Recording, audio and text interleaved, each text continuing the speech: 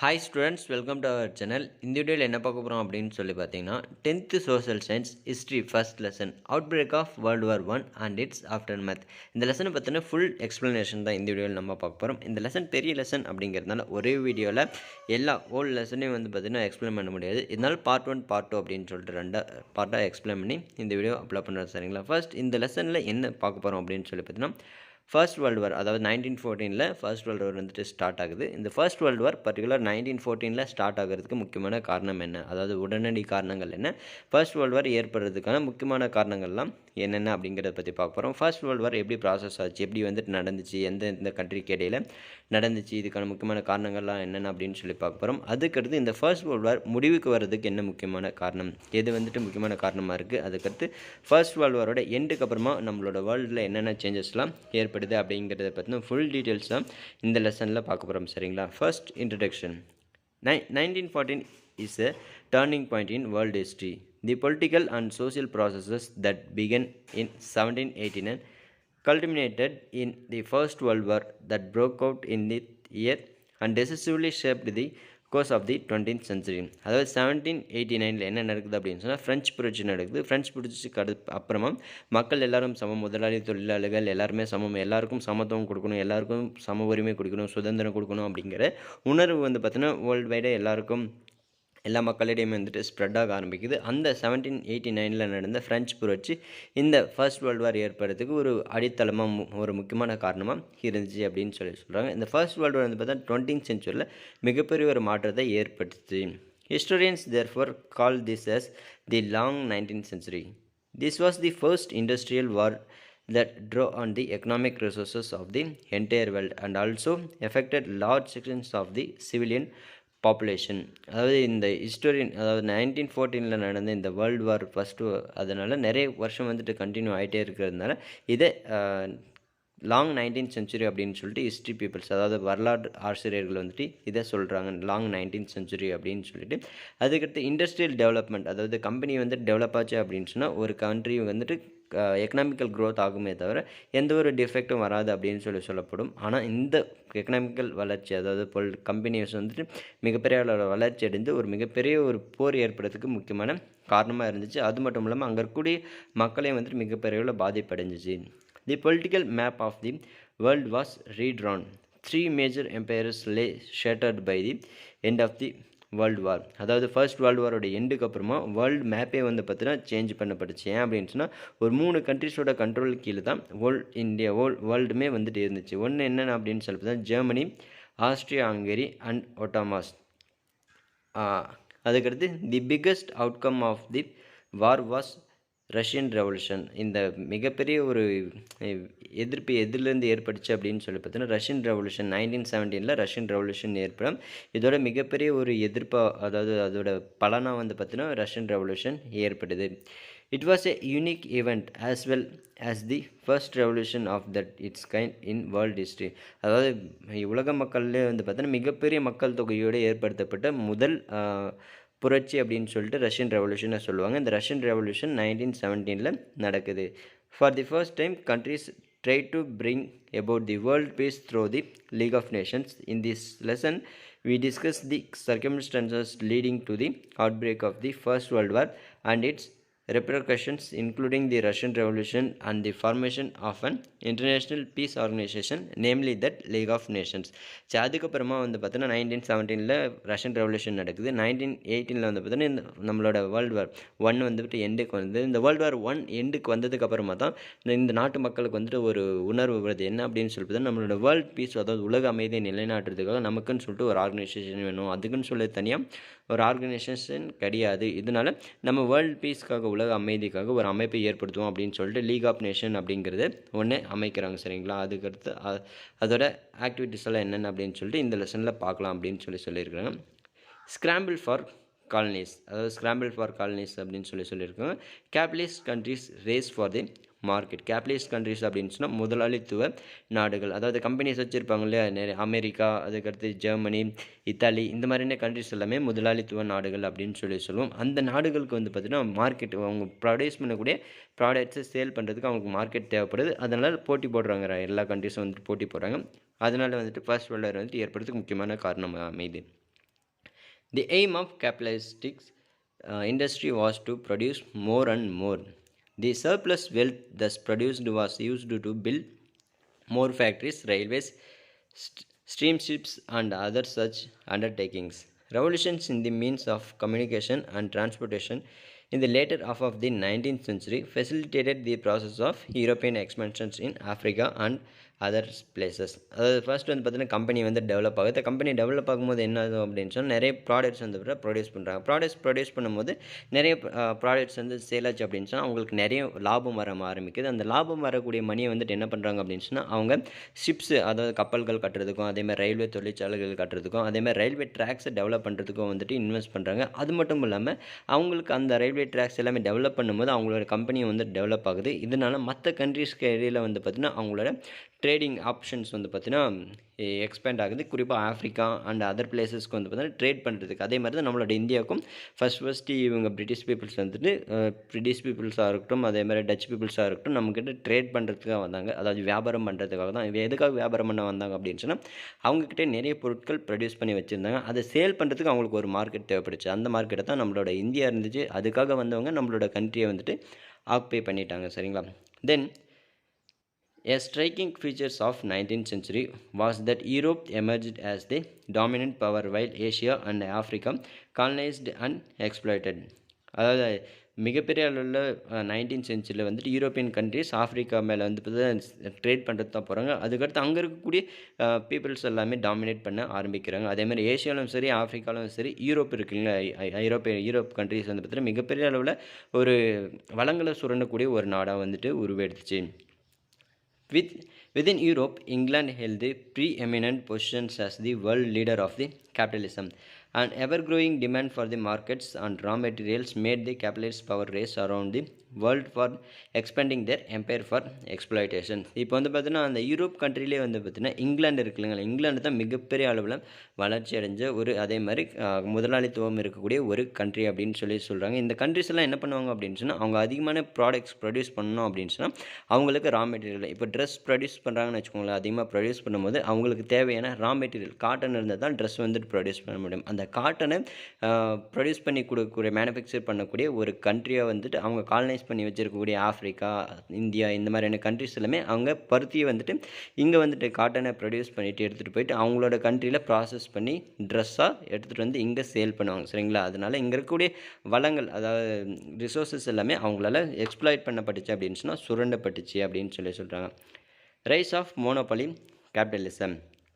After 1870, the alliance of industry and finance seeking profits in market for goods and capital, which was the essential characteristics of imperialism, became evident in later half of the 19th century. The old ideas of free trade collapsed. There were trust in USA and cartels in Germany. அதாவது rice of monopoly capitalism அப்படின்னு சொன்னா இப்போ ஒரு கண்ட்ரியில் வந்துட்டு நீங்கள் போய் வியாபாரம் பண்ணுறீங்க அப்படின்னு சொன்னால் அது வரைக்கும் வந்துட்டு எந்த டேக்ஸும் வாங்காமல் இருந்தாங்க. அதுக்கடுத்து வந்துட்டு நிறைய டேக்ஸஸ் வந்துட்டு கலெக்ட் பண்ண ஆரம்பிக்கிறாங்க. அந்த டேக்ஸஸ் வந்து எதுக்கு கலெக்ட் பண்ணுறாங்க அப்படின்னு சொன்னால் அவங்களோட கண்ட்ரீஸில் கண்ட்ரியை டெவலப் பண்ணுறதுக்காக இந்த மாதிரி என்ன பண்ணிகிட்டு இருக்காங்க. சரி, ஏ trust is an industrial organization engaged in the production of distribution of any commodity. That trust would possess adequate control over the supply and price of that commodity its own advantage. Trust industrial organisation வந்துட்டு மிகப்பெரிய அளவில் ஒரு ப்ராடக்ட்ஸை produce பண்ணக்கூடிய ஒரு கமாடிட்டியாக ஒரு அமைப்பை வந்துட்டு உருவாக ஆரம்பிக்குது. And then imperialism and it's essential characters. Imperialism அப்படின்னு சொன்னால் ஏகாதிபத்தியம் அப்படின்னு சொல்லுவாங்க. ஏகாதிபத்தியம் அப்படின்னு சொன்னோன்னா அதோட முக்கியமான கொள்கைகள்லாம் என்னென்ன அப்படின்னு சொல்லி பார்ப்போம். Capitalism inevitably led to imperialism. According to Lenin, imperialism is the highest stage of capitalism. Besides being a market for surplus goods, colonies served another purpose. Imperialism was not just about colonies. It became total system, a logic of which was total militarization and total war. Imperialism அப்படின்னு சொன்னோன்னா ஏகாதிபத்தியம் அப்படின்னு சொல்கிறாங்க. Lenin வந்துட்டு imperialism வந்து என்னன்னு சொல்கிறார் அப்படின்னு சொன்னால் ஹையஸ்ட் ஸ்டேஜ் ஆஃப் கேபிட்டலிசம், முதலாளித்துவத்தின் உச்ச நிலை தான் இந்த இம்பீரியலிசம் அப்படின்னு சொல்கிறாரு. ஏகாதிபத்தியம் அப்படின்னு சொல்கிறது என்னென்னா ஒரு கண்ட்ரியை ஆக்குப்பை பண்ணி அவங்களோட கண்ட்ரோல் கீழே வச்சிட்டு இருக்கிறது மட்டும் இல்லை, அங்கே இருக்கக்கூடிய வளங்கள், அங்கே இருக்கக்கூடிய மார்க்கெட்ஸ், அங்கே இருக்கக்கூடிய எல்லாமே அவங்களோட கண்ட்ரோல் கீழே இருக்கிறது தான். மிலிட்ரி, போலீஸ், அதுக்கடுத்து கவர்மெண்ட் ஆஃபீஸர்ஸ் எல்லாமே வந்து பார்த்தீங்கன்னா அவங்களோட கண்ட்ரோல் கீழே. இப்போ அமெரிக்கா நம்மளோட காலனைஸ் பண்ணி வச்சுருக்காங்க அப்படின்னு சொன்னால் நம்மக்கிட்ட இருக்கக்கூடிய எல்லா சிஸ்டமும் அவங்களோட கண்ட்ரோலுக்கு கீழே இருக்கக்கூடிய ஒரு சிஸ்டமை தான் இம்பீரியலிசம் அப்படின்னு சொல்லி சொல்கிறாங்க. சரிங்களா? தென் ரிவல்ரி ஆஃப் கிரேட் பவர்ஸ், அதாவது கிரேட் பவர்ஸாக வந்துட்டு ஒரு சில கண்ட்ரிகள் வந்துட்டு மிகப்பெரிய அளவில் வளர்ச்சி அடையுது. அது எந்தெந்த கண்ட்ரிஸ் அப்படின்னு சொல்லி பார்ப்போம். Europe. In the 19th century, Europe power had colonized many other countries. By 1880, most of the Asian countries had been colonized. Only Africa was left. The occupation, division, and colonization of Africa took place from 1881 to 1914.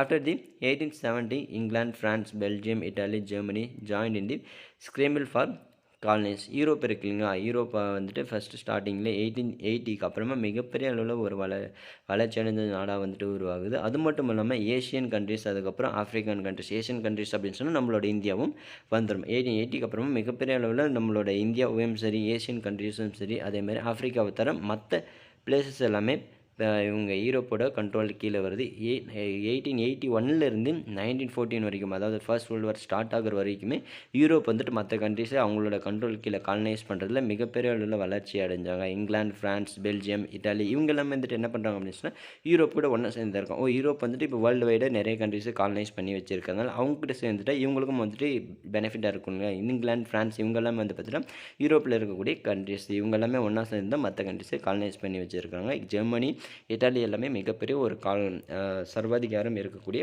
Countries. சரிங்களா? அதுக்கடுத்து clashes among the great powers, அதாவது clashes அப்படின்னு சொன்னால் great powers Europe மாதிரியான கண்ட்ரிஸில் இருக்கக்கூடிய மிகப்பெரிய பிரச்சனைகள், அவங்களுக்கு இடையில் ஏற்பட்ட பிரச்சனைகள்லாம் என்னென்ன அப்படின்னு சொல்லி பார்ப்போம். சரிங்களா? Despite the lead to in industrial growth and the control of vast empire, England was not satisfied.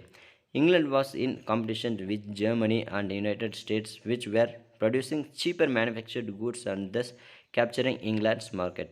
National rivalry led to the frequent clashes between these great powers in Asia and Africa and Europe. இப்போ வந்துட்டு இங்கிலாந்து வந்துட்டு most of the காண்டினென்ட்டை வந்துட்டு occupy பண்ணி colonise பண்ணி வச்சுருக்காங்க. அவங்க நிறைய products வந்துட்டு ப்ரொடியூஸ் பண்ணியிருக்காங்க. என்ன தான் காலனைஸ் பண்ணி வச்சுருந்தாலும் அவங்களோட முக்கியமான நோக்கம் என்ன அப்படின்னு சொன்னால் பணம் சம்பாதிக்கணும் அப்படிங்கிறது. பணம் சம்பாதிக்கணும் அப்படின்னு சொன்னால் அவங்களோட ப்ராடக்ட்ஸை சேல் பண்ணணும். இப்போ வந்துட்டு அமெரிக்காவும் ஜெர்மனி வந்துட்டு என்ன பண்ணுறாங்க அப்படின்னு சொன்னால் அவங்களோட ப்ராடக்ட்ஸு இங்கிலாண்டோட ப்ராடக்ட்ஸை விட ரொம்ப சீப்பான ப்ரைஸ்க்கு வந்துட்டு சேல் பண்ணுறாங்க. சீப்பான ப்ரைஸ்க்கு சேல் பண்ணுறதுனால இவங்களோட யூரோப்போட மார்க்கெட்ஸ் எல்லாமே இவங்க ஜெர்மனியும் யுனைடெட் ஸ்டேட்ஸ் அப்படின்னு சொன்னால் அமெரிக்காவும் வந்துட்டு கேப்சர் பண்ண முயற்சி பண்ணிகிட்ருக்காங்க. சீப்பான ப்ளேஸ் கம்மி ரேட்டுக்கு விற்கிறது. இந்த மாதிரி சீப்பான ரேட்டுக்கு விற்கும் போது இங்கிலாந்துக்கு என்ன ஆகுது அப்படின்னு சொல்லி பார்த்தா மிகப்பெரிய அளவில் கோபம் ஏற்படுது. இதனால் United states, Germany and England இவங்க 3 பேருக்கும் இடையில மிகப்பெரிய அளவில் பிரச்சனைகள் ஏற்படுது. சரியா? ஏஷியாவில் வந்துட்டு ரஷ்யா, ஜப்பான் வந்துட்டு மிகப்பெரிய ஒரு குட்டி தீவாக இருந்தாலும் மிகப்பெரிய அளவில் ஒரு வளர்ச்சி அடையுது. இன் Asia, Japan during this period Meiji era from 1867 to 1912, imitating Western nations had become their equal in many respects, though the outlook of the rulers still remained feudal. Japan took to Western education and missionary, அதாவது Japan peoples வந்துட்டு என்ன பண்ணுறாங்க அப்படின்னு சொல்கிற western education. இப்போ யூரோப்பில் அதே மாதிரி அமெரிக்காவில் அவங்க என்ன எஜுகேஷனை கொடுக்குறாங்களோ மக்களுக்கு, அதை வந்துட்டு இவங்களோட பீப்புள்ஸ்க்கு வந்துட்டு கொடுக்குறாங்க. இதனால் அங்கே இருக்கக்கூடிய மக்கள் எல்லாமே அறிவார்ந்தவர்களாக இருக்கிறாங்க அப்படின்னு சொல்லியிருக்காங்க. அது மட்டும் இல்லாமல் அவங்க பயன்படுத்தக்கூடிய எல்லா மிஷினரி சிஸ்டம்ஸும் எல்லா டெக்னிக்ஸும் வந்துட்டு இவங்க டெக்னாலஜியும் இவங்களும் பயன்படுத்துகிறாங்க. இதனால் வெஸ்டர்ன் யூரோப் அதே மாதிரி அமெரிக்கா எந்த அளவுக்கு வளர்ச்சி அடையுதோ அதே மாதிரி இவங்க டெக்னிக்கல் அதே மாதிரி எல்லா சோர்சஸ்லையும் மிகப்பெரிய ஒரு ஜப்பான் வந்துட்டு வளர்ச்சி அடையுது. Within a modern army and a navy, Japan had emerged as an advanced industrialized power. In 1894 she forced a war on China. அதாவது சைனா வந்துட்டு மிகப்பெரிய ஒரு நாடு, ஆனால் ஜப்பான் வந்துட்டு ஒரு குட்டி தீவு. 1894 அதாவது 1894 சைனாவையே போர் தொடுத்து சைனாவுக்கு எதிராக போர் தொடுக்கிற அளவுக்கு மிகப்பெரிய அளவில் மிலிட்ரைஸ்டு அதேமாதிரி மெக்கனைஸ்டு ஆர்மி இருக்கக்கூடிய ஒரு மிகப்பெரிய ஒரு நாடாக ஜப்பான் வந்துட்டு வளர்ச்சி அடையுது. The crushing defeating by China little Japan in Sino Japanese war 1894 to 95 surprised the world. Despite the warming of the three great powers, Russia, Germany, and France, Japan annexed the Liaotung Peninsula with Port Arthur. By this action, Japan proved that it was the strongest nations of the east Asia. அதாவது 1894 இப்போ China எதிர்த்து போர் தொடுத்து Japan போகுது. 1894 to 95 ஒரு வருஷம் இந்த வார் நடக்குது. வார் நடக்கும்போது இந்த சீனோ ஜாப்பனீஸ் வாரில் ஜப்பான் வந்துட்டு வின் பண்ணுறது மிகப்பெரிய அளவில் இருக்கக்கூடிய சைனாவை வெற்றி பெறதுனால உலக நாடுகளில் மிகப்பெரிய அளவில் வியப்படைய செய்து அதுக்கப்புறமா சீனா, ரஷ்யா, அதுக்கடுத்து Russia, Germany and France, Japan வந்து பார்த்தோன்னா ஒரு ஒப்பந்தத்தை எல்லாம் வந்து பார்த்தோன்னா ஜப்பான் சைனா வந்துட்டு ஆக்குபை பண்ணிக்கிறாங்க. அதுக்கடுத்து ஈஸ்ட் ஏஷியாவில் மிகப்பெரிய ஒரு சர்வாதிகாரம் இருக்கக்கூடிய மிகப்பெரிய ஒரு ஆற்றல் இருக்கக்கூடிய ஒரு நாடாக ஜப்பான் வந்துட்டு உருவாகுது. Japan however in the view of pursuing mounted by European powers soon gave up its claim over Port Arthur. Russia took advantage of this and sent a large army to Manchuria.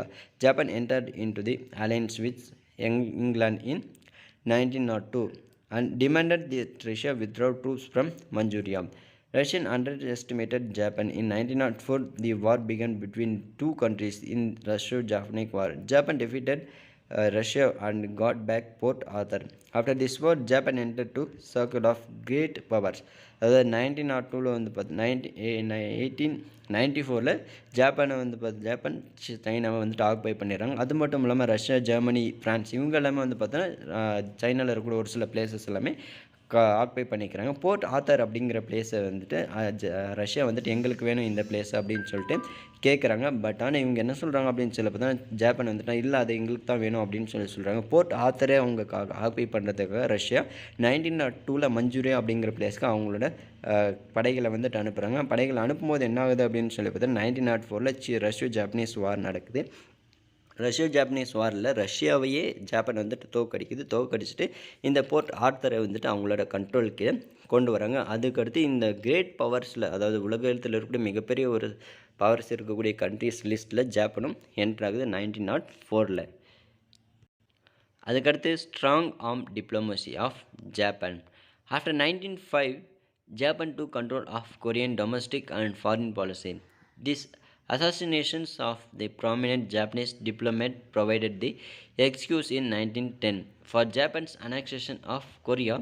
The confusion in China following the downfall of Manchu dynasty in 1912 provided Japan an opportunity for the further expansion. Japan demanded the transfer of German rights in Shandong to Japan and the recognition of Japanese hold over Manchuria. This strong arm diplomacy aroused a hostility of both China and the European powers. அதாவது strong arm diplomacy of Japan 1905 என்ன ஆகுது அப்படின்னு சொன்னால் கொரியாவை control பண்ணக்கூடிய கொரியாவோட எல்லா decision மேக்கராகவும் Japan வந்துட்டு மாறுது. கொரியாவில் எந்த ஒரு நடவடிக்கைகள் ஏற்படணும் அப்படின்னு சொன்னாலும் ஜப்பான் முடிவு பண்ணுறது தான் அங்கே நடக்கும். சரிங்களா. 1910 என்ன நடக்குது அப்படின்னு சொல்லிட்டு கொரியாவை அனெக்ஸ் பண்ணது. கொரியா வந்து சைனா பக்கத்தில் தான் இருக்குது. அதுக்கடுத்து கொரியாவை ஆக்குபை பண்ணதுக்கு அப்புறமா சைனாவில் இருக்கக்கூடிய மற்ற பிளேசஸுமே ஆக்குபை பண்ண ட்ரை பண்ணுறாங்க. மஞ்சூரியா டைனஸ்டி 1912 வந்துட்டு மிகப்பெரிய அளவில் தோல்வி அடைஞ்சதுக்கப்புறமா 1912 இன்னும் நிறைய பகுதிகளில் சைனா வந்துட்டு ஆக்குபை பண்ண ஆரம்பிக்குது. ஆக்குபை பண்ணும்போது என்ன ஆகுது அப்படின்னு சொல்லி பார்த்தா ஜெர்மன் வந்து பார்த்தீங்கன்னா இவங்க ஷாங்டோங் அப்படிங்கிற பிளேஸில் அவங்களோட ரைட்ஸ் கேட்குறாங்க. நாங்கள் வந்துட்டு இந்த ஷாங்டோங் பிளேஸை வச்சுக்கிறோம், அதுக்கான அப்ரூவல் நீங்கள் கொடுக்கணும் அப்படின்னு சொல்லி ஜப்பான் கிட்ட கேட்குறாங்க.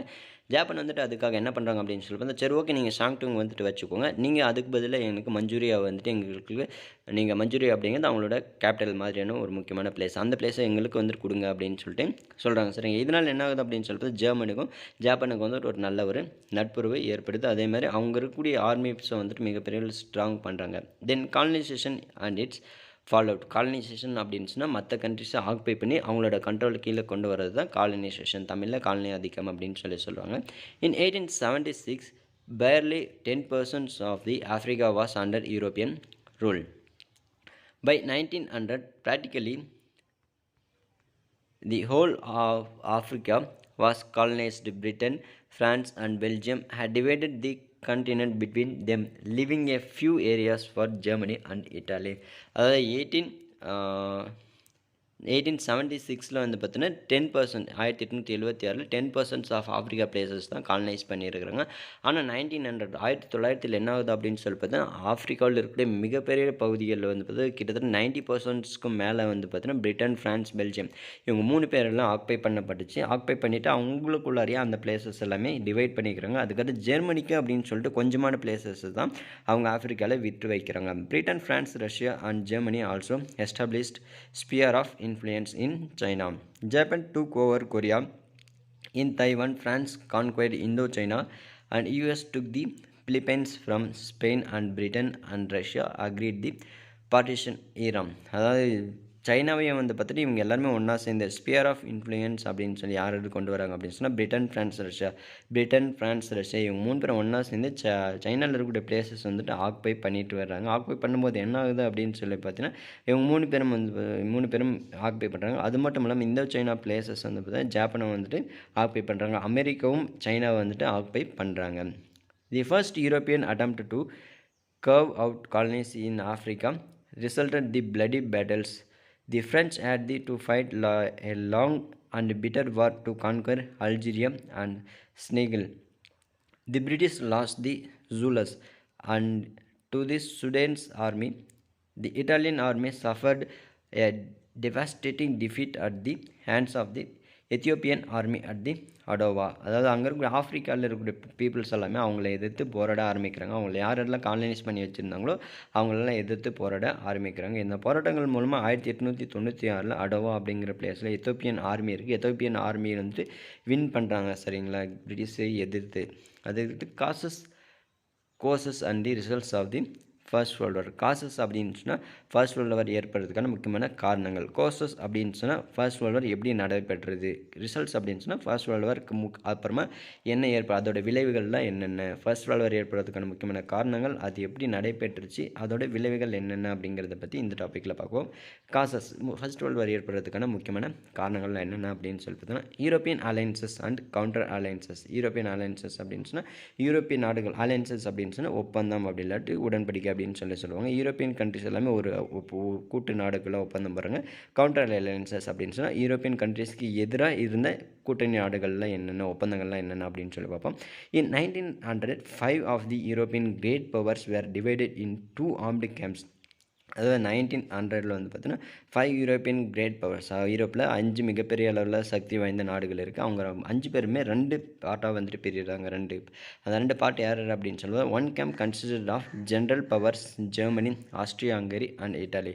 சென்ட்ரல் பவர்ஸ் அப்படின்னு சொல்லலாம் அவங்க யார் அப்படின்னு சொல்லி பார்த்தா Germany, Austria, Hungary and Italy இவங்க 3 பேருமே வந்து பார்த்தீங்கன்னா சென்ட்ரல் பவர்ஸ். அதுக்கடுத்து under the guidance of Bismarck they had formed triple alliances in 1882. 1882 Bismarck அப்படிங்கிறோட கைடன்ஸ், அவரோட தலைமையில் வந்து பார்த்திங்கன்னா இவங்க ஒரு ஒப்பந்தத்தை சைன் பண்ணுறாங்க. அதுதான் triple alliances 1882.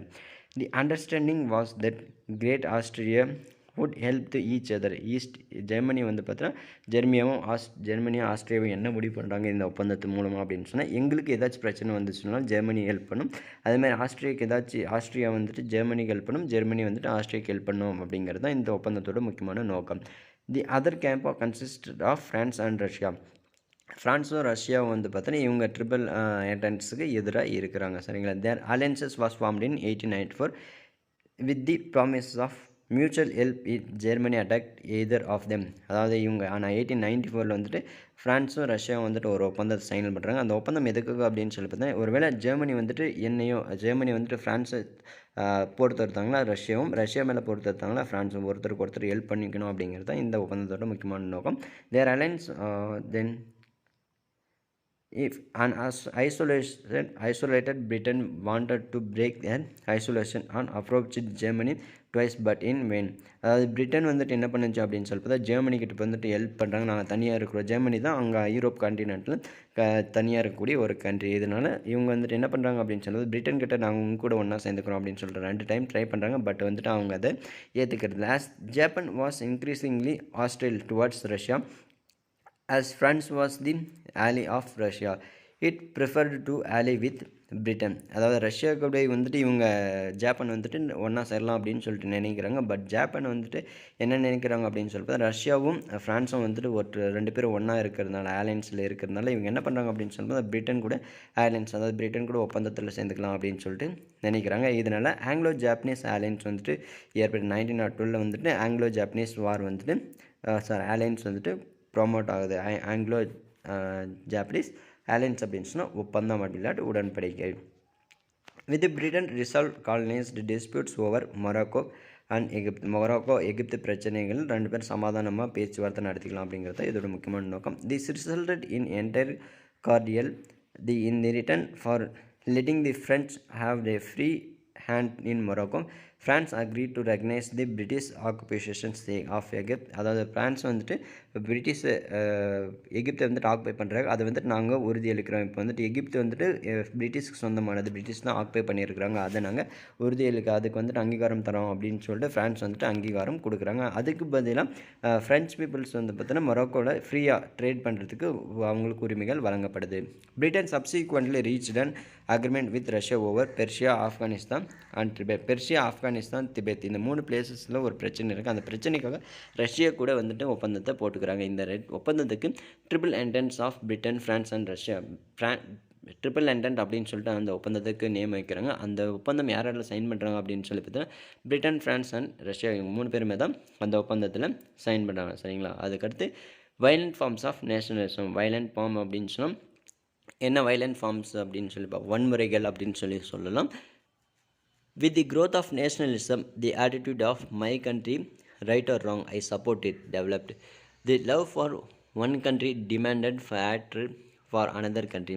England's jingoism, France's secovism, and Germany's culture were militant forms of nationalism, contributing decisively to outbreak of the World War I. அதாவது இங்கே என்னோட நாடு தப்பு செய்தோ இல்லை ரைட் செய்தோ என்னோட நாட்டு வந்துட்டு என்னோட வளர்ச்சிக்காக தான் இது பண்ணுது, என்னோட நாடு என்ன பண்ணாலும் அது நான் சப்போர்ட் பண்ணுறேன் அப்படிங்கிற மாதிரியான உணர்வுகள் அதில் இருக்கக்கூடிய நாட்டு மக்களுக்கு இடையே வந்துட்டு வளர ஆரம்பிக்குது. ஒவ்வொரு நாட்டிலையும் அந்த நாட்டுப்பற்றுக்கு வந்துட்டு வெவ்வேறு நேம் வைக்கிறாங்க. அந்த நேம் என்ன அப்படின்னு சொல்லிட்டு இங்கிலாந்தில் இருக்கக்கூடிய நாட்டுப்பற்றுக்கான நேம் ஜிங்கோயிசம், அவங்க இருக்கக்கூடிய மிலிட்ரி பீப்புள்ஸ்க்கான நேம் வந்து பார்த்தா ஜிங்கோஸ் அப்படின்னு சொல்கிறாங்க. ஜெர்மனியில் குல்டர். இவங்க எல்லாருமே என்னோட நாடு தப்பு செய்தோ ரைட் செய்தோ அது எனக்கு தேவையில்லை, ஆனால் என்னோட நாட்டோட உரிமைகளுக்கும் அதேமாரி நாடு எடுக்கக்கூடிய முடிவுகளுக்கு நான் சப்போர்ட் பண்ணுறேன் அப்படிங்கிற மாதிரி உணர்வுகள் வந்துட்டு எல்லாருக்கும் இடையில பரவ ஆரம்பிக்குது. இதனால் ஃபர்ஸ்ட் வேர்ல்டு வார் வந்துட்டு ஸ்டார்ட் ஆகிறதுக்கு முக்கியமான காரணமாக இருக்குது. Aggressive attitude of German emperor. German emperor வந்துட்டு அக்ரெசிவ் மிக கொடூரமான ஒரு ஆட்டிடியூட் இருக்கக்கூடிய ஒரு கொடூர குணம் கொண்டவராக இருக்கிறார். அவர் என்ன அப்படின்னு சொல்லி பார்ப்போம். Emperor Kaiser William II of Germany proclaimed that Germany would be the leader of the world. The German navy was expanded, the sea being considered a preserve of England ever since Napoleon's defeat the Trafalgar. Germany's aggressive diplomacy and rapid building of naval bases convinced Britain that German navy could be directly or only against her.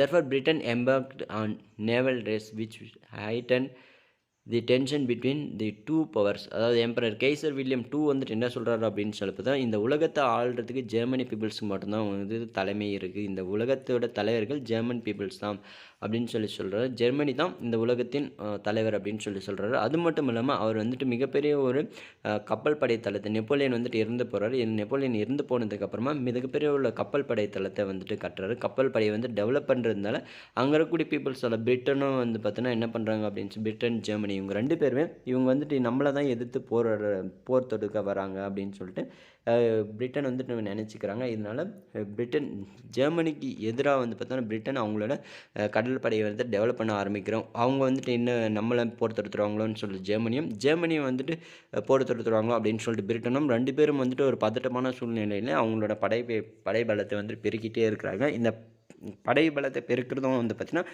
மிக முக்கிய ஒரு காரணமாக இருக்குது first world war ஏற்படுறதுக்கு. Hostility of France towards Germany. Hostility அப்படின்னு சொன்னால் ஜெர்மனிக்கு வந்துட்டு France வந்துட்டு எப்படி ஹெல்ப் பண்ணாங்க, 2 பேரும் ஒன்றானாங்க அப்படின்னு சொல்லி பார்ப்போம்.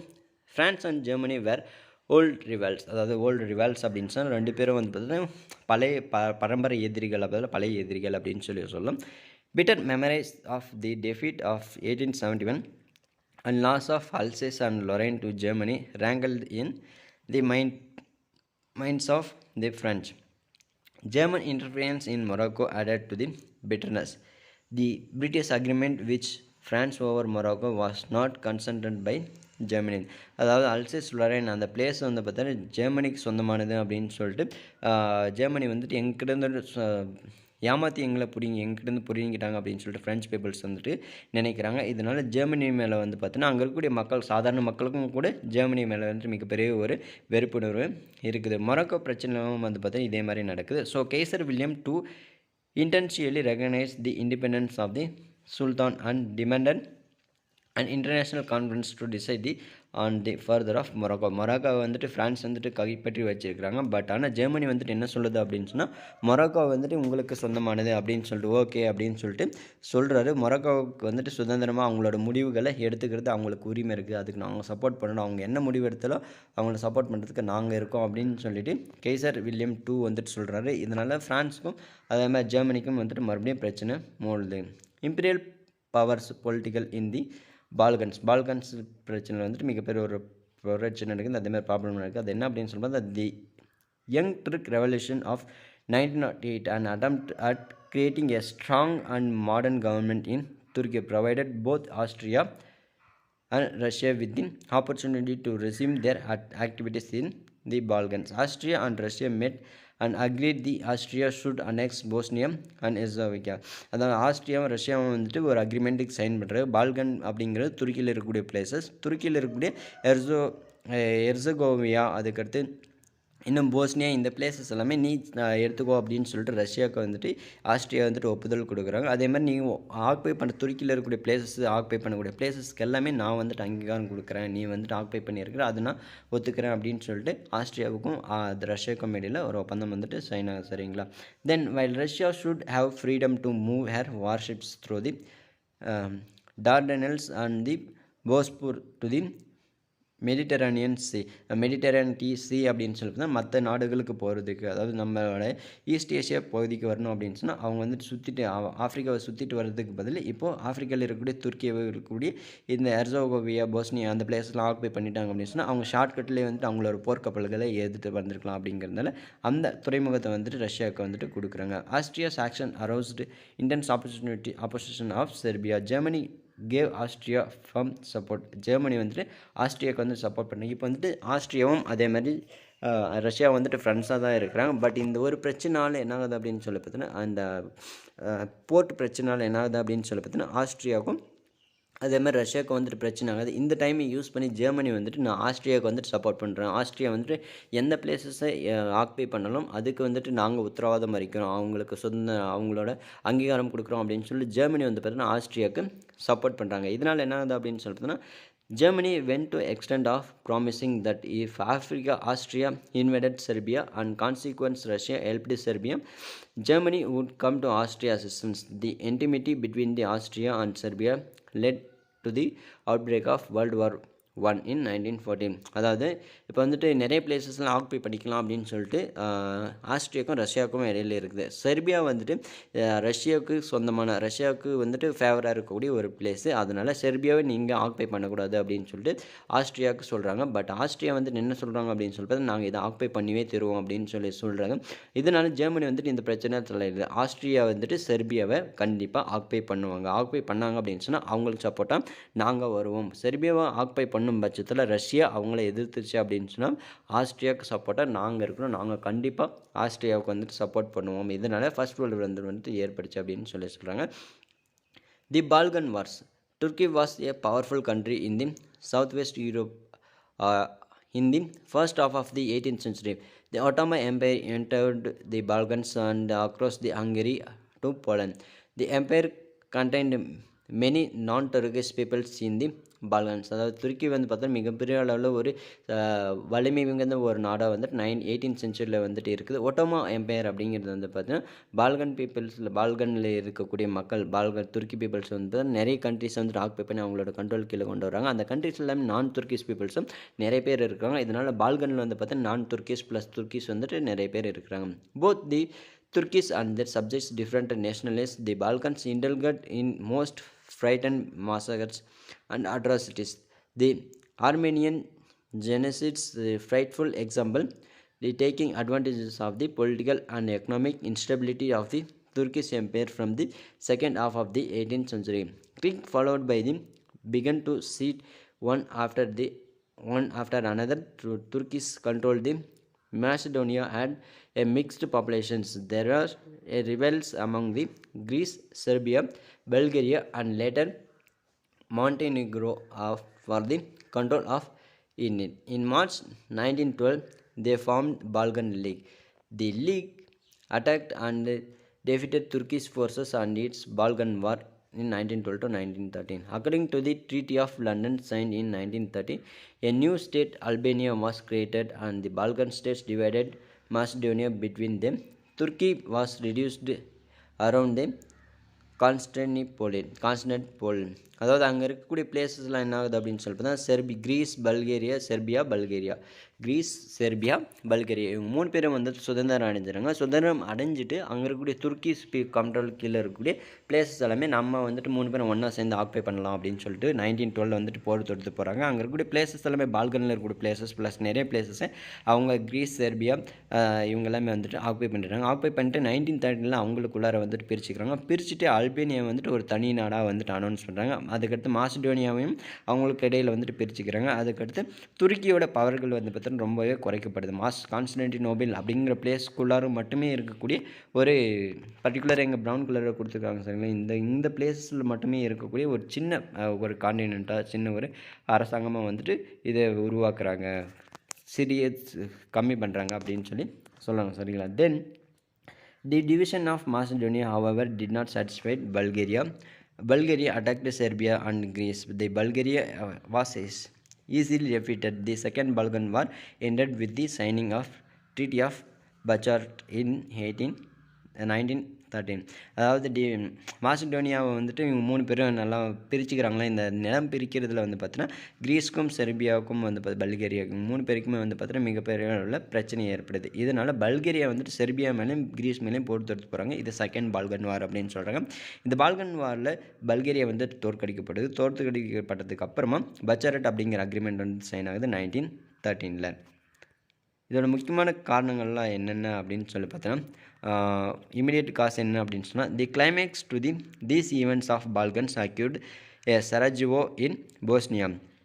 On 28 June 1914, the Archduke Franz Ferdinand, heir to the Franz Joseph, Emperor of Austria-Hungary, was assassinated by Princip a Bosnian Serb. அதாவது 1914 ஜூன் 28 என்ன ஆகுது அப்படின்னு சொல்லிட்டு தான் ஆர்ச்டூக் ஃப்ரான்ஸ் ஃபெர்டினாண்ட் அப்படிங்கிறவர் ஃப்ரான்ஸ் ஜோசப்போட மருமகன் சரிங்களா. ஃப்ரான்ஸ் ஜோசப் அப்படிங்கிற யார் அப்படின்னு சொல்லி பார்த்தா ஆஸ்ட்ரியா ஹங்கரியோட பேரரசர். அவரோட மருமகனை வந்து பார்த்தீங்கன்னா அங்கே இருக்கக்கூடிய பிரின்சிப் அப்படிங்கிற ஒரு போஸ்னிய இளைஞரால் கொல்லப்படுறாரு. போஸ்னிய இளைஞரால் கொல்லப்படுறதுனால என்ன ஆகுது அப்படின்னு சொல்லி பார்த்தா ஆஸ்ட்ரியா வந்துட்டு இந்த ஒரு ஆப்பர்ச்சுனிட்டி செர்பியாவை கண்ட்ரோல் பண்ணுறதுக்கு, செர்பியாவை ஆக்குபை பண்ணுறதுக்கு வந்துட்டு முக்கியமான காரணமாக இருக்கும் அப்படின்னு சொல்லிட்டு ஆஸ்ட்ரியா வந்துட்டு நினச்சி அது மேலே போர் தொடுக்கிறாங்க. போர் தொடுக்கும் போது என்ன ஆகும் அப்படின்னு சொல்லி பார்த்தா ஏற்கனவே ஜெர்மனி வந்துட்டு ஆஸ்ட்ரியா செர்பியா மேலே போர் தொடுத்து போச்சு அப்படின்னு சொன்னால் அவங்களுக்கு நாங்கள் சப்போர்ட் பண்ணுவோம் அப்படின்னு சொல்லியிருந்தாங்க. அதுவும் இல்லாமல் செர்பியா வந்துட்டு ரஷ்யாவுக்கு சொந்தமான ஒரு பிளேஸ் அப்படிங்கிறதுனால என்னாச்சு அப்படின்னு சொல்லி பார்த்தா ரஷ்யாவுக்கு மேலே போர் தொடுத்த மாதிரி ரஷ்யா வந்துட்டு